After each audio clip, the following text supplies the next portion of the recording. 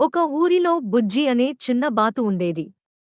తన తల్లితో కలిసి ఒక సరస్సులో సంతోషంగా జీవించేది. బుజ్జికి ఎప్పుడు ఆటలంటే ఇష్టం. కాని కొన్నిసార్లు తల్లి చెప్పిన మాటలు వినేది కాదు. ఒకరోజు తల్లి, బుజ్జీ, నీకు సాయంత్రం అయ్యాక బయట తిరగకూడదు అంది. కానీ బుజ్జీ వినలేదు. స్నేహితులతో ఆడి ఆలస్యంగా ఇంటికి వచ్చింది. అప్పటికి చీకటి పడిపోయింది, దారి తప్పిపోయింది. బుజ్జీకి భయం వేసింది. అమ్మమ్మా! అని అరవసాగింది. ఆ చెరువు పక్కనే ఉన్న నెమలి మామ అమ్మను వినలేదు కదా! చీకటి ఎలా ఉంటుందో తెలిసిందా? అన్నాడు. అంతలో తల్లి వచ్చి బుజ్జీని కనుగొని గట్టిగా పక్కకు జతచేసుకుంది. బుజ్జీ తన పొరపాటు తెలుసుకుని, అమ్మా! ఇక మిమ్మల్ని వింటాను అంది. అప్పటినుంచి బుజ్జీ చక్కగా తల్లిని వినేది. తల్లి ప్రేమ అర్థం చేసుకుంది.